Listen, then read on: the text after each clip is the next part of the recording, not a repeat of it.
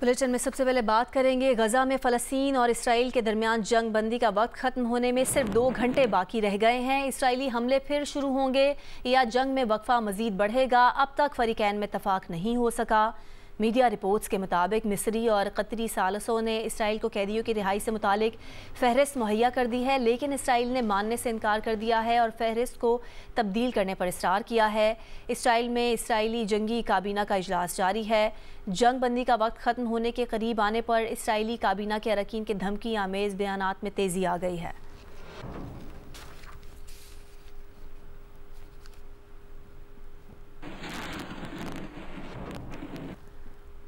गजा में आर्जी जंग बंदी का आज आखिरी दिन है। हमास ने 10 इसराइली यरगमालियों को रिहा कर दिया है, बदले में 30 फ़लस्तीनी कैदी भी रिहा कर दिए गए हैं। एक हमास अहदेदार का कहना है कि तमाम फ़लस्तीनी कैदियों की रिहाई के बाद हमास तमाम इसराइली फ़ौजी छोड़ने पर तैयार है। अमरीकी वज़ीर ख़ारजा इसराइल पहुँच गए हैं और अपने दौरे में अमरीकी वज़ीर ख़ारजा जंग बंदी में तोसी और गजा में इमदादी कार्रवाइयों पर बात करेंगे। सऊदी वज़ीर ख़ारजा शहज़ादा फैसल बिन फरहान का कहना है कि कतर और मिस्र की कोशिशों से गजा पट्टी में जंग बंदी में तोसी का इम्कान है। अल-क़साम ब्रिगेड्स का इसराइली बमबारी से दौरान हिरासत 3 इसराइली यरगमालियों की हिलाकत का ऐलान इसराइली हुकूमत ने तस्दीक कर दी है। इसराइली फ़ौज की एक बार फिर फ़लस्तीनियों को शिमाली गजा ना जाने की धमकी, कहा शिमाली गजा अब भी वॉर जोन है। मगरबी किनारे में इसराइली फ़ौज ने फायरिंग करके 2 फ़लस्तीनी बच्चों को शहीद कर दिया।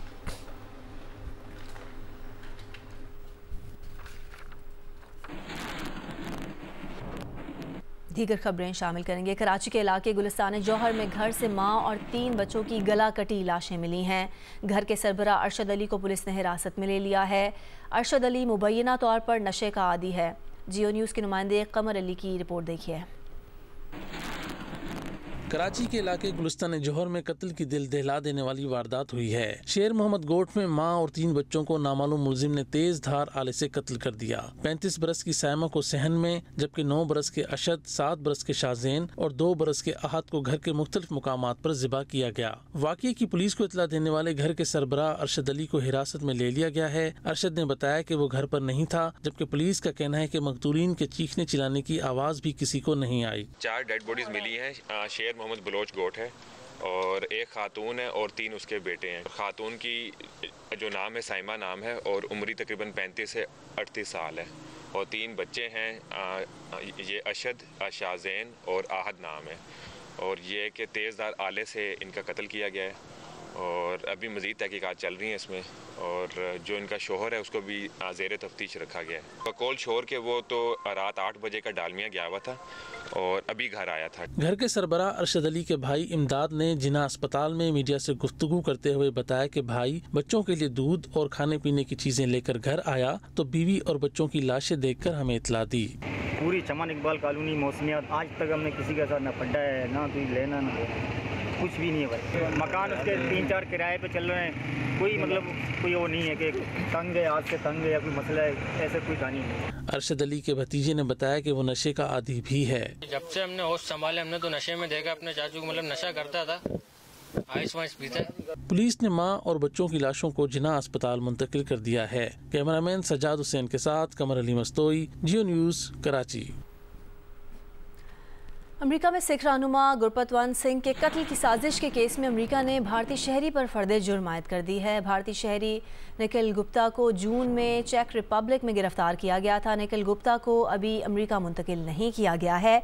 अमेरिकी प्रोसिक्यूटर के मुताबिक भारतीय शहरी निखिल गुप्ता ने न्यूयॉर्क में भारतीय नजाद अमेरिकी के कत्ल की साजिश की। अमेरिकी कानून नाफिज करने वाले इदारों ने इस साजिश को नाकाम बनाया।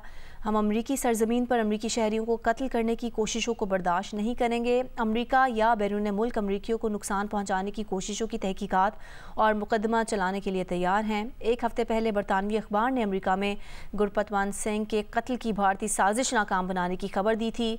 अखबार ने कहा था कि कत्ल का मंसूबा भारत के हुकूमती एहलकार के कहने पर बनाया गया था।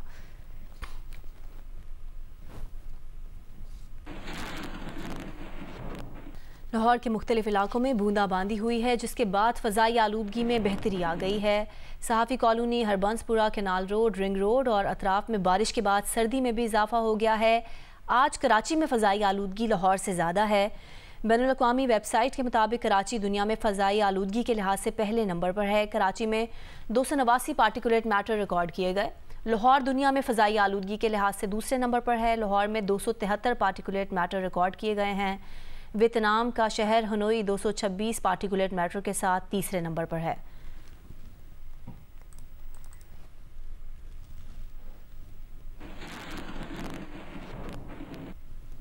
लाहौर और गिरदोनवा में स्मॉग का सिलसिला जारी है। दुनिया के आलूदा तरीन शहरों में आज कराची पहले और लाहौर दूसरे नंबर पर रहा। मज़ीद जानते हैं जियो न्यूज़ के नुमाइंदे जवाद मलिक से। जी, स्मोक के हवाले से हम देख रहे हैं कि गुज़श्ता चंद कई रोज़ से ये सूरत हाल अबतर और तशवीशनाक थी और कल भी जब हमने इदारा शुमार लिए थे एयर क्वालिटी इंडेक्स का तो उस वक्त 433 इसका जो इंडेक्स था। आज रात बारिश हुई है लाहौर के बाद इलाकों में और अभी जो इदारा शुमार आ रहे हैं एयर क्वालिटी इंडेक्स के वो 234 पर आ चुका है। इस हवाले से जो पंजाब हुकूमत के इक़दाम हैं वो उसमें तेज़ी आ चुकी है। आज उन्होंने पंजाब कैबिनेट का ख़ुसूसी इजलास अहम इजलास बुला लिया है जिसमें आइंदा 3 रोज़ के हवाले से जिसमें जुम्मा हफ्ता इतवार शामिल है, अहम फैसले किए जाएंगे और लग ये रहा है कि सॉफ्ट स्मार्ट लॉकडाउन होगा। और इस हवाले से जो पंजाब गवर्नमेंट ने वादे कर दिया है कि ये जो सारी सूरत हाल है इसमें दीगर वजूहात भी हो सकती हैं, फैक्ट्रियों का धुआं और लेकिन ख़ास तौर पर ट्रैफिक की जो सूरत हाल है वो इंतहाई तशवीशनाक करार दे दी गई है। तिब्बी माहिरीन का भी यही कहना है कि इस वक्त खांसी गले की जो शिकायत हैं बहुत हद तक बढ़ चुकी हैं। तो ये सारी सूरत हाल को देखते हुए पंजाब हुकूमत को ख़ास तौर पर अहम फैसले करने जा रही है। इस वाले से जो स्मार्ट लॉकडाउन होगा उसका ऐलान शाम तक कर दिया जाएगा, लेकिन अभी इस वक्त सूरत हाल खासी हद तक काबू में नजर आ रही है। सऊदी अरब ने पाकिस्तान की मईशत को इस्तेहकाम देने के लिए पाकिस्तान के साथ $3 अरब के डिपॉजिट की मुद्दत में मजीद 1 साल की तौसीह कर दी है। सऊदी फंड बराए डेवलपमेंट ने 5 दिसंबर को मुद्दत मुकम्मल करने वाले $3 अरब के डिपॉजिट की मुद्दत में 1 साल का इजाफा किया है। स्टेट बैंक की तरफ से जारी करदा एलामिया के मुताबिक डिपॉजिट की मुद्दत में तौसीह से पाकिस्तान के ज़र मुबादला के ज़खायर को बरकरार रखने और मुल्क की माशी तरक्की में मदद मिलेगी। एलामिया में मज़ीद कहा गया है कि ये रकम इस्लामी जमहूरिया पाकिस्तान की जानिब से स्टेट बैंक ऑफ पाकिस्तान में जमा है। $3 अरब के इस डिपॉजिट माहिदे पर 2021 में दस्तखत हुए थे और 2022 में इसका इजराए सानी हुआ था।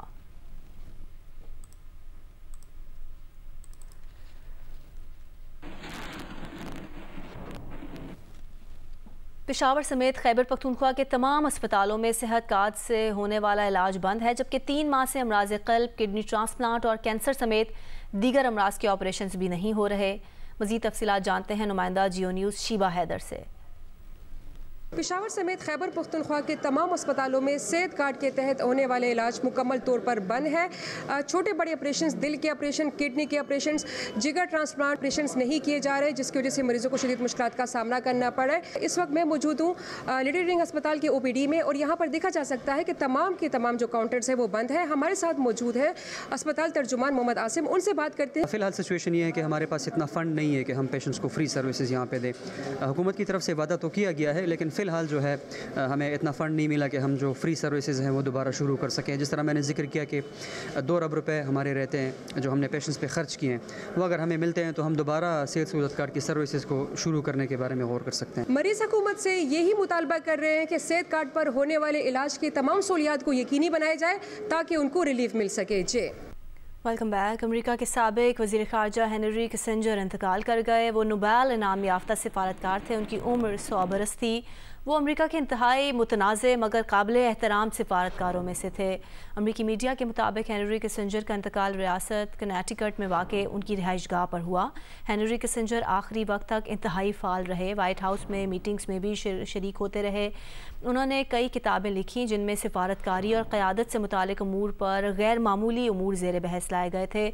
सन 2023 में उन्होंने बीजिंग का गैर मामूली दौरा किया था, जहां उन्होंने चीनी सदर शी जिनपिंग से मुलाकात की थी। 1970 में वो सदर रिचर्ड निक्सन के दौर में वज़ीर ख़ारजा थे और उन्होंने इस वक्त चीन का दौरा किया था, जिसकी वजह से अमेरिका और चीन के ताल्लुकात की राहें खुली थीं। हेनरी किसिंजर की अमेरिका और रूस के दरमियान हथियारों को कंट्रोल करने से मुतालिक बातचीत मुमकिन हुई थी और इसराइल के अरब ममालिक से ताल्लुकात भी बेहतर हुए थे। पेरिस अमन माहदे में भी उनका किरदार रहा था। हेनरी किसिंजर अमरीकी खारजा पॉलिसी का तवील अरसे से हिस्सा ना होने के बावजूद इस पॉलिसी पर किसी न किसी तरह से अपने नकूश रखते थे।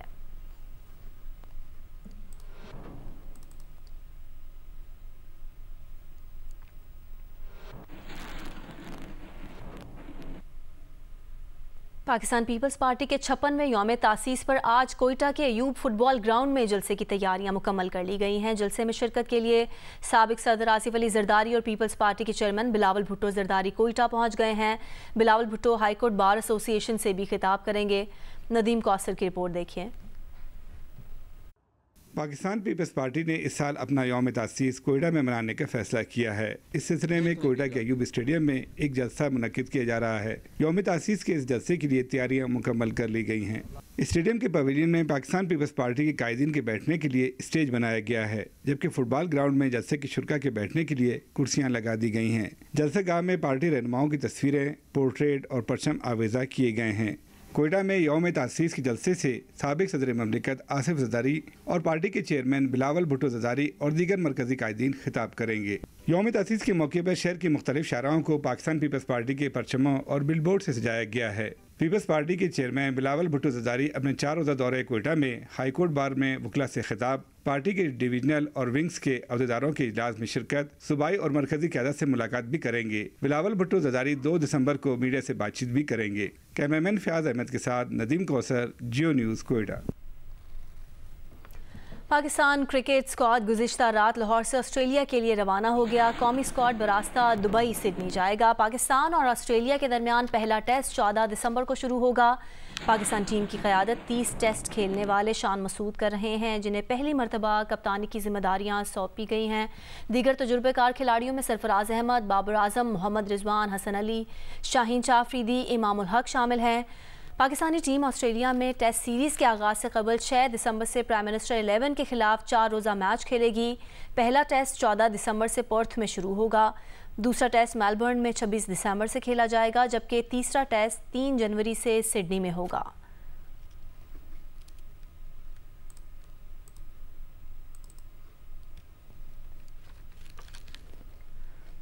पाकिस्तान और ऑस्ट्रेलिया के दरमियान पर्थ में होने वाले सीरीज़ के पहले टेस्ट के लिए ड्रॉप इन पिचेस का काम मुकम्मल कर लिया गया है। दोनों टीमों के दरमियान टेस्ट मैच 14 दिसंबर से शुरू होगा। टीमों के दरमियान 3 टेस्ट मैचेस की सीरीज का पहला टेस्ट पर्थ में 14 दिसंबर से खेला जाएगा। टेस्ट मैच के लिए ड्रॉप इन पिचेस का काम मुकम्मल कर लिया गया है। इन 5 ड्रॉप इन पिचेस पर भी पर्थ के वॉकर ग्राउंड वाली घास और मिट्टी का इस्तेमाल किया गया है। एक ड्रॉप इन पिच का वजन 25 टन के करीब है और इनकी तंसीब में 2 दिन लगे हैं। पाकिस्तान सुपर लीग के नवे एडिशन में ऑलराउंडर इमाद वसीम इस्लामाबाद यूनाइटेड से खेलेंगे, जबकि fast bowler Hasan Ali Karachi kings में चले गए। पाकिस्तान सुपर लीग के गुज़श्ता एडिशंस में इमाद वसीम कराची किंग्स के कप्तान थे। अब वो इस्लामाबाद यूनाइटेड का हिस्सा बन गए, जबकि फास्ट बॉलर हसन अली इस्लामाबाद से कराची किंग्स में आ गए। इसके अलावा लाहौर कलंदर्स के मिर्ज़ा ताहिर इस्लामाबाद यूनाइटेड के रुमान रईस और कराची किंग्स के मीर हमजा की कैटेगरी में तब्दीली हुई है, वो गोल्ड से सिल्वर में चले गए हैं। दूसरी जानिब गैर मुल्की प्लेयर्स की रजिस्ट्रेशन का सिलसिला भी जारी है। इंग्लैंड के जेम्स विंस ने PSL 9 के लिए खुद को रजिस्टर्ड करवा लिया। रजिस्ट्रेशन का अमल 30 नवंबर के बाद भी जारी रहने का इम्कान है। और मलेशिया में होने वाले जूनियर हॉकी वर्ल्ड कप के लिए पाकिस्तान की 18 रुकनी जूनियर हॉकी टीम का ऐलान कर दिया गया है। जूनियर हॉकी वर्ल्ड कप 5 से 16 दिसंबर तक कुआलालंपुर में खेला जाएगा। Chairman selection committee Asif Bajwa ने हेड कोच रोलेट ऑल्टमेंट्स की हमरा जूनियर हॉकी वर्ल्ड कप के लिए टीम का ऐलान किया। उनका कहना था कि टीम के साथ 2 रिजर्व खिलाड़ी भी रखे हैं। टीम में 3 तब्दीलियां की गई हैं। हनान शाहिद को कप्तान बरकरार रखा गया है। आसिफ बाजवा ने कहा कि पाकिस्तान ग्रुप में बेल्जियम और हॉलैंड के साथ है। बदकिस्मती से रैंकिंग के एतबार से पाकिस्तान का ग्रुप बहुत मजबूत है। वो पुरुम्मीद है कि टीम किसी भी हरीफ को शिकस्त दे सकती है। दुनिया भर की टीमों का जो इन्हिसार होता है वो जूनियर टीम्स पे होता है, और वहाँ से लोग जो है वो प्रमोट होकर सीनियर टीम को रिप्रेजेंट करते हैं। जिस तरह की परफॉर्मेंस इस जूनियर वर्ल्ड कप में जूनियर टीम ने देनी है, आने वाले 7 से 8 साल में आप देखेंगे कि उसी तरह की परफॉर्मेंस आपकी सीनियर टीम दे रही होगी। तो ये एक माइलस्टोन हो सकता है। ज़िला कुरम के सरकारी स्कूलों के दरमियान मुख्तलिफ खेलों के मुकाबले जारी हैं, जिनमें फुटबॉल, वॉलीबॉल, बास्केटबॉल और क्रिकेट समेत मुख्तलिफ खेल शामिल हैं। तफसीलात बता रहे हैं जियो न्यूज़ के नुमाइंदे अली अफजल। ज़िला कुरम के मुख्तलिफ सरकारी स्कूलों के दरमियान मुख्तलिफ खेलों के मुकाबलों का सिलसिला जारी है, जिसमें अपर, लोअर और सेंटर कुरम के मुख्तलिफ स्कूलों के तलबा और तलबात हिस्सा ले रहे हैं। इस वक्त में FC ग्राउंड पाराचनार में मौजूद हूँ। यहाँ पर भी अपर और लोअर कुरम के मुख्तलिफ स्कूलों के दरमियान फुटबॉल, वॉलीबॉल, बास्केटबॉल और दीगर खेलों के मुकाबले हो रहे हैं। इस मौके पर अपने खिताब में डिप्टी कमिश्नर ज़िला कुरम जावेदुल्लाह महसूद और ब्रिगेडियर शहजाद अजीम का कहना था कि खेल कूद जैसे मुस्बत सरगर्मियों से ज़िला कुरम में पायदार अमन के क़याम में मदद मिलेगी और हुकूमत स्पोर्ट्स जैसे मुस्बत सरगर्मियों को फ़रोग़ देने में ताउन करेगी। फैसलाबाद में टेंट पैगिंग मुकाबलों का इनेकाद किया गया है। इस बारे में देखते हैं हमाद अहमद की रिपोर्ट। ढोल की थाप और शहनाइयों की गूंज, सरपिट घोड़े दौड़ाते, रंग बिरंगी पगड़ियां और लिबास पहने, नेज़े से हदफ को निशाना बनाते, शहसवारों की चुस्ती और फुर्ती के खेल नेज़ाबाजी के 2 रोज़ा मुकाबलों का इनेकाद ज़रई यूनिवर्सिटी में किया गया। मुल्क भर से 100 क्लबों के 400 से ज़ायद खिलाड़ियों ने मुहारत के जोहर दिखाए। तो ये हमारी सकाफत को जिंदा रखने के लिए बहुत ज़बरदस्त स्टेप है और इसको और ज़्यादा प्रमोट करना चाहिए। यंगस्टर्स में ये शौक बहुत ज़्यादा बढ़ गया है, हम देख रहे हैं पिछले कुछ अरसे से। इतना बिग नंबर ऑफ आप देखें क्राउड है, तो ये सारा आके देखेगा और वो स्पॉन्सर जो हैं वो इसमें आए और अपने आके इस इवेंट्स को स्पॉन्सर करें। शहरियों और तुलबा व तालबात ने सकाफती खेल नेज़ाबाजी का भरपूर लुत्फ उठाया। टेंट पैगिंग जो है वो पाकिस्तान बेसिकली पंजाब का एक बहुत अच्छा और मशहूर खेल है। ये हमारी जो रूरल एरियाज की सकाफत है और सिविलाइजेशन है उसको प्रोमिनेंट करता है और यूनिवर्सिटी को चाहिए कि ऐसे और भी इवेंट्स करे ताकि स्टूडेंट्स इससे लुत्फानंदोज हो सके। कदीम यूनानी जंगी मुहारतों के अलामती मुजाहरे के दौरान गुमसान का रंग देखने को मिला। पंजाब के रवायती खेल नेज़ाबाजी में नौजवान नस्ल भी भरपूर दिलचस्पी ले रही है। नेज़ाबाजों का कहना है कि स्पॉन्सर्स को भी इस खेल की तरफ तवज्जो मरकूज करना चाहिए। कैमरामैन मोहम्मद उस्मान के साथ हमाद अहमद, जियो न्यूज़, फैसलाबाद। गिलगित बल्तिस्तान के ज़िला सोर में बर्फबारी से कबल शहर को साफ रखने के हवाले से सफाई मुहिम का आगाज़ कर दिया गया है, जिसमें पहली बार ख़वातीन भी मुहिम में शिरकत करेंगी। मज़ीद बताएंगे रफ़ीउल्लाह खान आफरीदी। जी, ज़िला स्टोर के ज़िले क्वार्टर में यहाँ पर जो मकामी आबादी है, ख़ासकर यहाँ जो हेडक्वार्टर यूथ एक्शन कमेटी है उनकी जानिब से हफ्ता सफाई मुहिम मनाया जा रहा है। इस मुहिम का मकसद आने वाला सर्द मौसम और ख़ासकर जो हैवी बर्फबारी होती है उससे पहले यहाँ के जो शहरी इलाके हैं, ईदगाह है, पतिपोरा, चोंगरा और यहाँ पे जो ज़िले हेडक्वार्टर है उसको साफ़ सुथरा रखा जाए। और यहाँ पे पहले मरतबा ये हुआ है कि सफाई मुहिम में बाज़ाबिता यूथ के साथ ख़वातीन की एक कसीर तादाद भी यहाँ पे शरीक थी और यहाँ पे वॉक किया गया और आगाही यहाँ पे दी गई और यहाँ पे बैनर्स और प्ले कार्ड उठा के भी सफाई के हवाले से आगाह किया गया। जी। और 4 रोज़ा 16वीं आलमी उर्दू कॉन्फ्रेंस 2023 का इफ्तिताह वज़ीर आला सिंध जस्टिस रिटायर्ड मकबूल बाकिर करेंगे। Arts council of Pakistan Karachi के ज़ेरे एहतमाम 4 रोज़ा 16वीं आलमी उर्दू कॉन्फ्रेंस का आगाज़ आज पहर होगा। कॉन्फ्रेंस का इफ्तिताह वज़ीर आला सिंध जस्टिस रिटायर्ड मकबूल बाकिर करेंगे। सदर आर्ट्स काउंसिल मोहम्मद अहमद शाह खुतबा इस्तकबालिया पेश करेंगे। इस मौके पर सीनियर सहाफ़ी गाजी सलाहुद्दीन कलीदी मकाला पेश करेंगे। कॉन्फ्रेंस के पहले रोज़ मीर की 3 सदियाँ, मिर्ज़ा अतर बेग से मुलाकात और कवाली का इनेकाद किया जाएगा।